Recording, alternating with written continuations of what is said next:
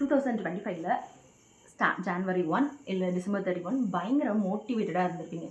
நான் வந்து என்னோடய மைண்ட் செட்டை மாற்றணும், இல்லை வந்து என்னோடய பிஸ்னஸை க்ரோ பண்ணணும், என்னோடய ஆரோக்கியத்தை பயங்கரமாக பார்த்துக்கணும், இது மாதிரி நிறைய ரெசல்யூஷனை எடுத்திருப்பீங்க. இப்போது ஆல்ரெடி மே மாதம் பாதி போயிட்டுருக்கு. ஆனால் இப்போ யோசிச்சு பாருங்களேன், அந்த ஃபயர் இப்போ இருக்கா? அந்த மோட்டிவேஷன் இப்போ இருக்கா? நம்ம இது எல்லாமே வந்து ஃபாலோ பண்ணுறோமா அப்படின்னு கொஞ்சம் யோசிச்சு பாருங்கள். ஏன் அப்படியே நம்ம ஃபாலோ பண்ண முடியல? எப்பயுமே நம்ம மோட்டிவேஷனோட ஸ்டார்ட் பண்ணால் அந்த விஷயத்தை நம்ம ரொம்ப நாள் வந்து கொண்டு போக முடியாது. ஏன்னா வந்து மோட்டிவேஷன் வந்து ஒரு இன்ஸ்டன்ட் கிராட்டிஃபிகேஷன் மாதிரி. நம்ம அப்போதைக்கு ஸ்டார்ட் பண்ணணுமே தவிர அதை நம்ம பண்ண மாட்டோம். அப்போ என்ன தான் பண்ணுறது அப்படின்னா, கிரிட். நம்மளுக்கு கிரிட் வேணும்.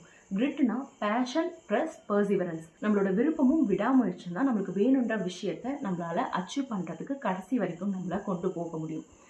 அப்போது மோட்டிவேஷனை விட்டுட்டு நம்மளுக்கு எது பிடிச்சிருக்கோ அந்த விஷயத்த விடாமல் நம்ம கமிட்டடாக பண்ணும்போது கண்டிப்பாக நம்மளால் இந்த நியூ இயரில் 2025ல் நம்மளோட கோலை அச்சீவ் பண்ண முடியும்.